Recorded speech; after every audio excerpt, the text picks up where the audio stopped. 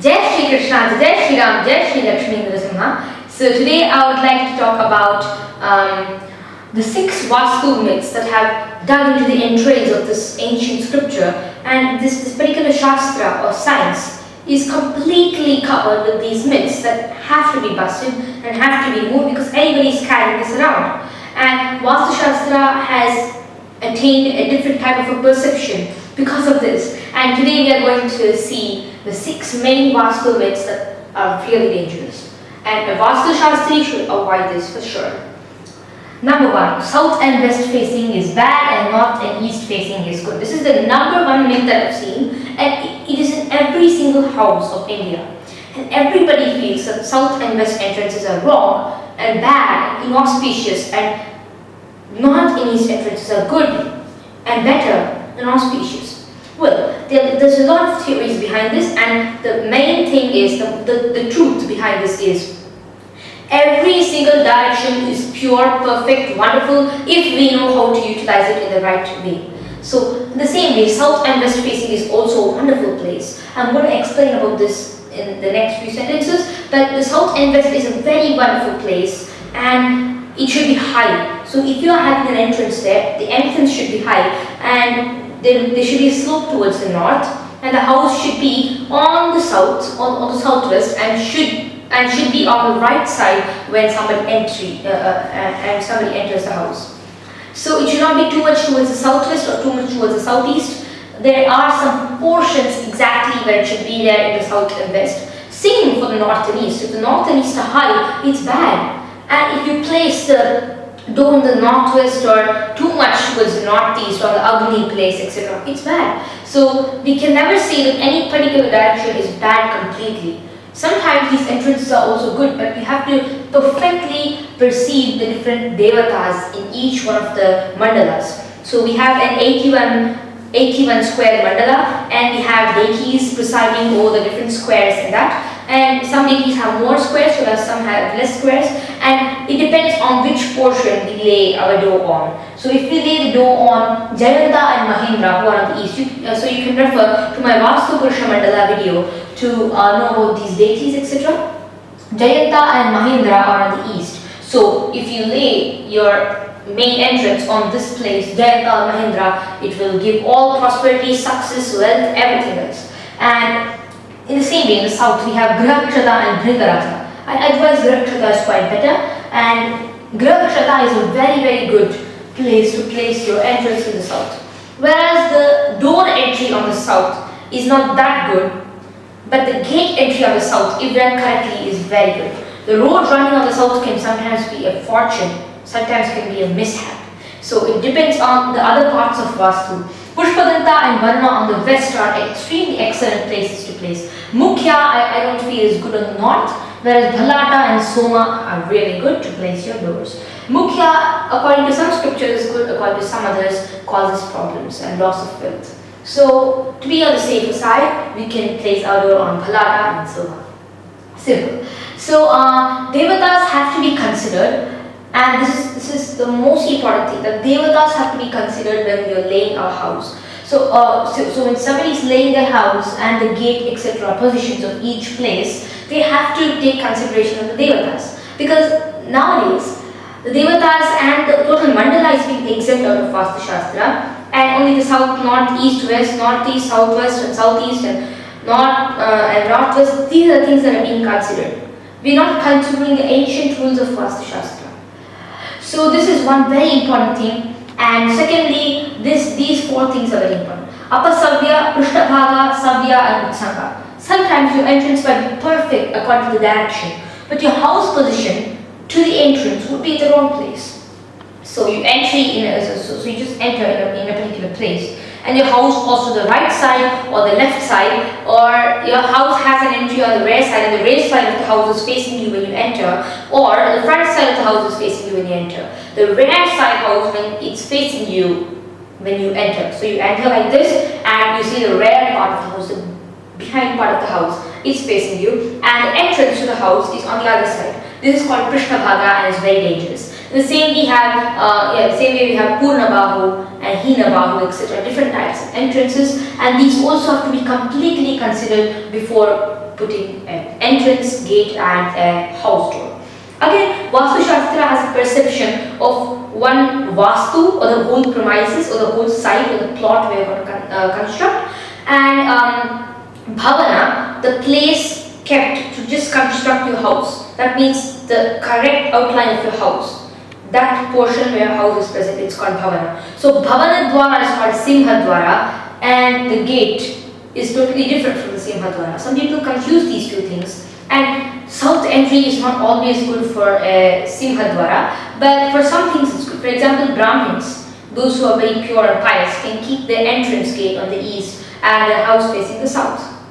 So in the same way, each Varna also has it differently. So after considering all these aspects, we need not consider the cost aspects, but we surely have to consider the devatas while placing the entry. So please don't believe this that the south and west facing is bad and north and east facing is good, because sometimes north and east facing also can be bad. Every other Vastu principle has to be considered before taking a decision on this aspect. And the next thing is, and the second myth that I found very large and pervasive was the pyramids and Vastu. So people have spent more than 40,000 rupees, some people known to me, in erecting pyramids all over their house. Pyramid yantras and many more such things. I feel basically it's a time waste of erecting pyramids, because if you're not able to channelize the energy that is released by the pyramid, it's a waste of time. And second thing is that pyramid yantras haven't been described in any of our ancient scriptures.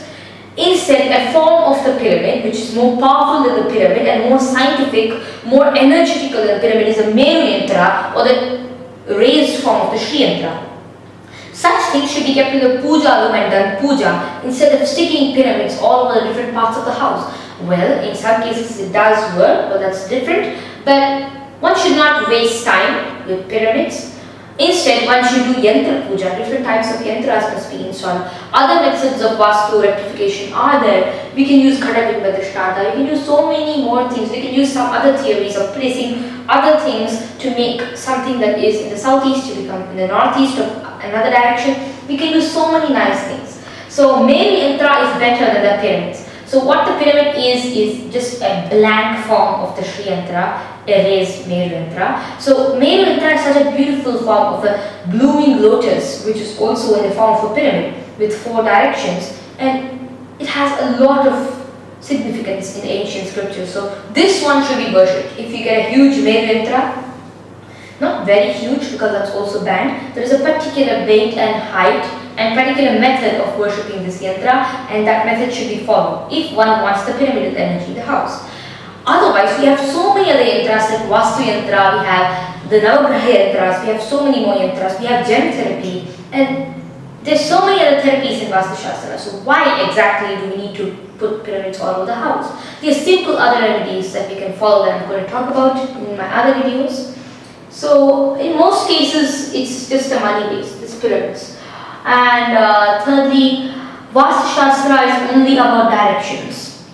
Is another thing. So people call themselves Vastu Shastris after only studying the significance of the 8 directions, nothing else. Like there should be on the entry on the north and the east and the southeast and this, only the directions. But the directions are a very important part of Vastu, and we shouldn't forget that there's one more very important part, my dear friends, and that is the powers of the deities present in the mandala that we use. There are different types of mandalas.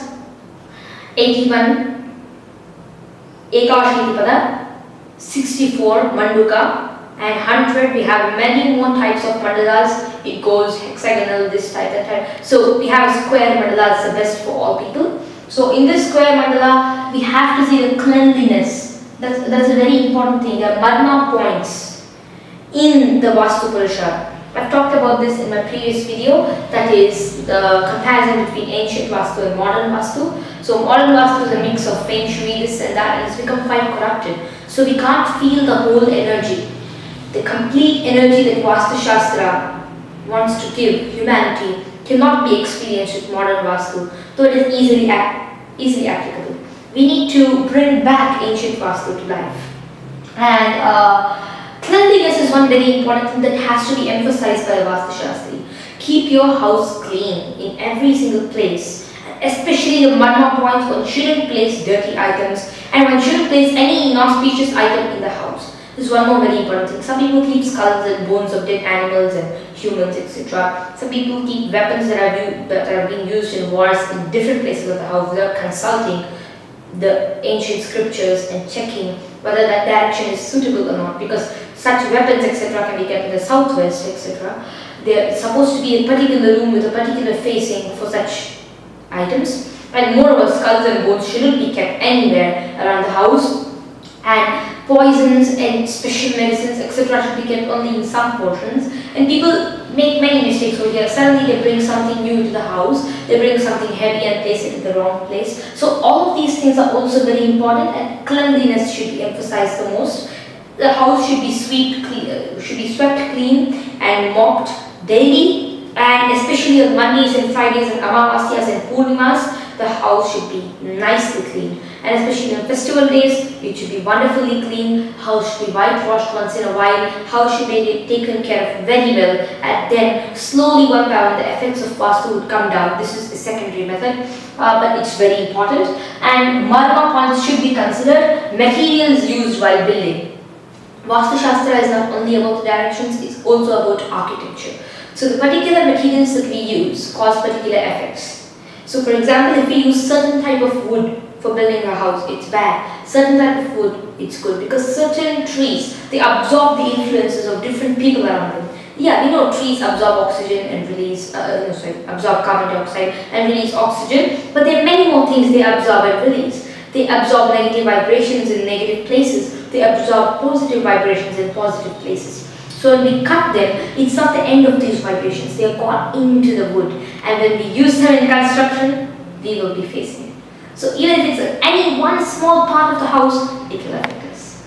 So that's why that's a very important thing. Anything that is used, for example, if you mix an old material of a previous house, just because it's cheap, with a new material, and then mix it and put doors or bricks or walls, nothing should be made with old items. One should not add anything old, except a few things like commode, etc., can be taken from old, your own old house, etc. But the bricks of all the important pieces should not be taken from an old house, because it absorbs the vibrations of the old house. And in case there is any mishap in an old house, or if there is anything old, it's not about whether it's good or bad or positive or negative. If it's old and you mix it, then you'll be selling the house away and somebody else will buy it, or you'll destroy the house with your mental vibrations. Again, when the building of when the construction is happening, that time also Vastu has to be considered. What does Vastu exactly mean? Does it mean only the directions? That's what I'm trying to explain over here. It doesn't mean only the directions. It means cleanliness, holiness. So you keep the holy effect of the land, because land is always holy.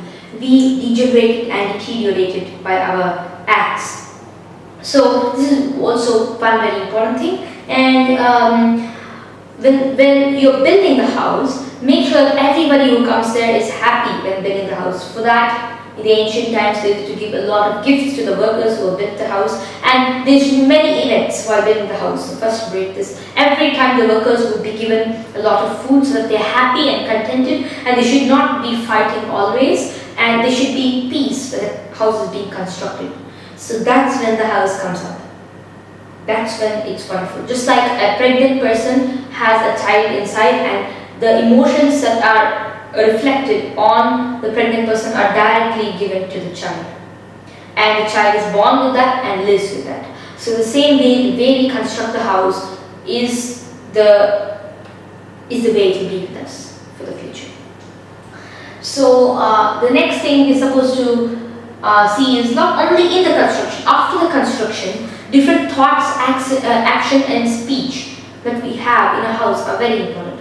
So for example, the house is completely having a lot of good vibration and you've constructed it and you're living in the house, but then people in the house are very angry with each other for some other reason, or just have a habit of talking bad things or rubbish once in a while, not once in a while, every time. This thing also affects the house continuously. So if it is done daily, then the house absorbs these evil vibrations and reflects it back on us. This might sound like some rubbish, but it is the truth. And I've seen this in my own small experience though, and it's very important that one keeps the house clean, neat and free of bad thoughts, actions and speech. So we should be calm in a house, and that's why we are having a house. And thirdly, the fourth thing I wanted to explain was, if Vastu is good, life becomes good. Some people have a very good Vastu and they expect a very good life from it. But here is one very important disclaimer, that I'm going to explain a small chart which will tell you about Vastu Shastra and other sciences. So this is us. Our free will, our destiny, spiritual practices and material connections all influence us. As a soul, we are influenced by all of these things. But basically, the soul has no influence. The body and our material life are influenced by all of these things. For example, free will. Abhigya, can you come here? So free will also influences us, and destiny also influences us, of course, because what we do never goes from us. Like for example, we do very bad things in our previous life and then come here and expect everything should be good. But it doesn't happen that way. That's why we have astrology and Vastu to correct these faults. If you're fortunate enough to come in connection with a person who knows it or with the science itself. So destiny is one very important thing. Your prarabdha karmas are reflected back on your life, and that is reflected in your horoscope. And your horoscope would tell you about the prarabdha karmas and your destiny also gives a powerful effect on you. Free will, of course, is very important thing, because sanchita karmas, what we do continuously in our life, are also coming back, sometimes immediately. So maybe in the gap of 3 or 4 days or a month or 2 or even a year or even 10 years or 50 years, it comes back to us. Or maybe in the next life, but it never leaves us. So that's why what we do also influences us, and that's very important that we shouldn't do bad things. Material connections, our lifestyle, whether we get up early or not, whether we sleep early or not, whether we eat food that is very healthy and nutritious, and pray to the Lord while eating food. Take care of our body well, then we won't get diseases, unless destiny desires otherwise. So adornment and other connections, like for example our cars, our vehicles, our gems that we wear, and our clothes. Nowadays it's a fashion to wear nylon clothes. Nylon clothes are very dangerous for the body. Nowadays it's a fashion to go in cars too much. That's also bad for our body. Secondly, if we want cars and vehicles, they should also be designed astrologically. That means, I don't mean the car design should be astrological, but the time of buying the car and the shah in which we buy the car or any vehicle for that sake should be the time to buy it otherwise. And muhurta is very important to consider over here. And gems shouldn't be worn in wrong times for the wrong people, etc. Otherwise, I have seen personally that it's very dangerous. And clothing, I'll make another video on this aspect. Clothing is also one very important thing. We wear it for the whole day, a particular cloth. It influences us every moment. Its color, its texture, its material, everything influences us. So, house. The third thing that's very important we consider is a material connection for the house. If we live in a house that's completely according to Vastu, we are lifted materially and we get wealth, success, everything, splendor, children, everything in abundance, and happiness and peace and abundance. That's mentally, and spiritually we are lifted also. We are lifted spiritually, and slowly the house, which is actually a material connection, leads us to spirituality. So we have to keep everything else perfect to allow this material also to function well. And the fourth thing that's also very important is spiritual practices. Yantras, mantras and rituals done with a lot of devotion and with the mind focused in them can also give a lot of success, and that can also mold your destiny slowly and steadily go. And knowledge, jnana of what we are doing and what is correct and what is wrong and what is the supreme self-realization, etc. come under the group of jnana, and that also affects us mentally and spiritually and materially.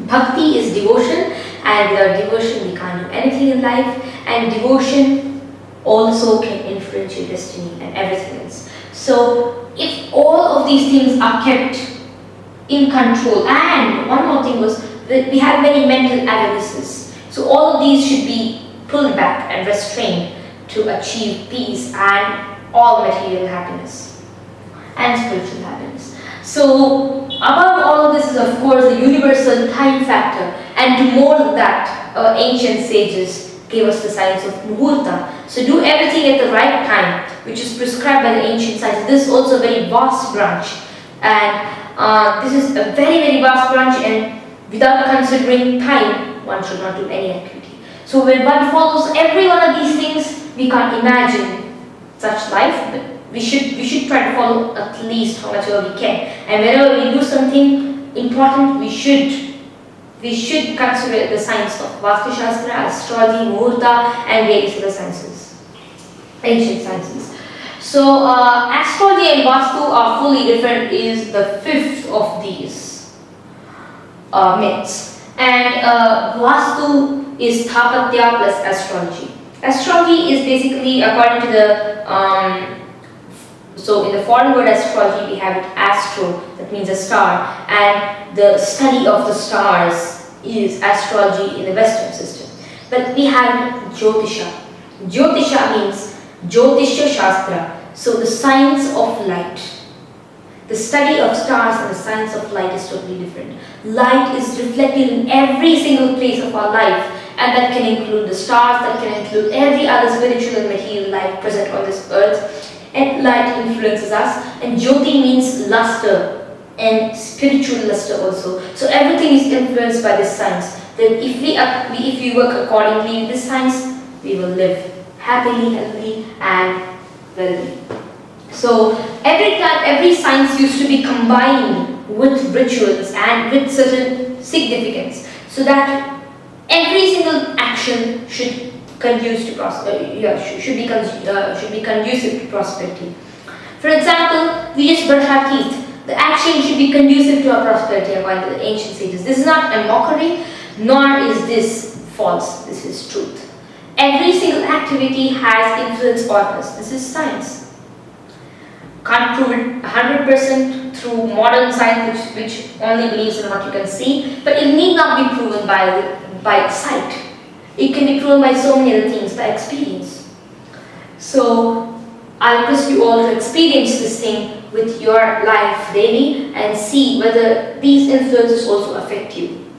And thirdly, the next thing was that 4000 astrology is the place where Vastu comes from. And every other science, agriculture, architecture, astronomy, everything was combined with a set of rituals to help humans in settling down and becoming perfect day by day. So the basic aspect of it was evolution of humans, not this Darwinistic theory of evolution backwards, something very funny, but the spiritual theory of evolution. We're coming front in every step. We are approaching the supreme in every step. That's what was the ideal of the ancient sages, and that's why they made these sciences. So astrology and Vastu are not different, and they are one in one. And the fourth and the sixth myth was water in the southwest, south or southeast cannot be rectified or can be rectified. This actually is one more thing. Some people say water in southwest and south and southeast can be rectified. No, not completely. Water in southwest, south and southeast cannot be rectified. Not completely. We can rectify it. Sometimes we cannot rectify it. So there are certain rules, set of rules for this. We can apply the theory of Ghata Bimba Drishtanta. For example, you have a well in your land on the southwest side, which is very dangerous. Then you build a house on the southwest corner so that the well becomes the northeast to your house. But if it's in the corner part of the southwest, then it's bad. If it's a little forward from the southwest, I'll make a video on this Ghata Bimba Drishtanta theory. So I shall explain this also. Or we have to remove or destroy that water source. So for example, there is a site and we have water in the southwest point of this site. Then we place the house just behind it so that the water comes to the northeast of the house, and therefore it's good. So 50% good and 50% bad. So we solve that. So the basic theory of Ghata Bimba Drishtanta is that you place a pot in the moonlight and there is a lake close to the pot. You can see the reflection of the moon in the lake also in the pot. But the size of the moon in the pot is smaller than that compared to the one in the lake, and that is smaller than the one compared to the real moon.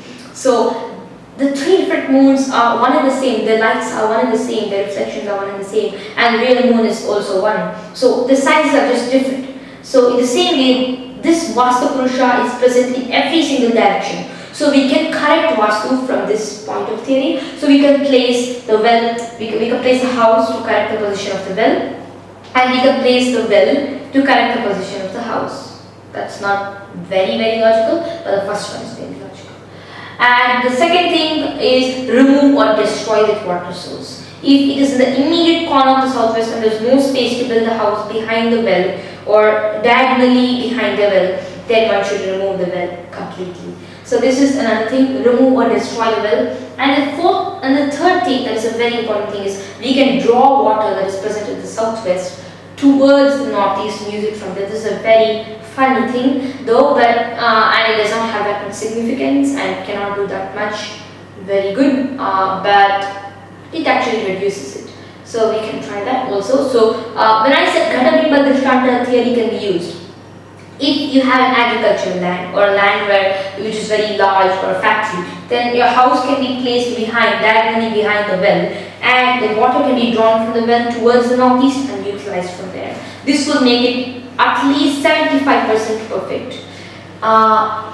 And these are the 6 myths, and we have to work hard to bring these myths out of Vastu Shastra and solve everything and explain to people about each one of these myths, because once people start believing these myths, Vastu Shastra becomes useless, and then Vastu Shastra is ill-treated, even though it's one of the greatest of the sciences. So we have to protect this science and remove these myths. So thank you. Jai Shri Krishna, Jai Shri Ram, Jai Shri Narasimha.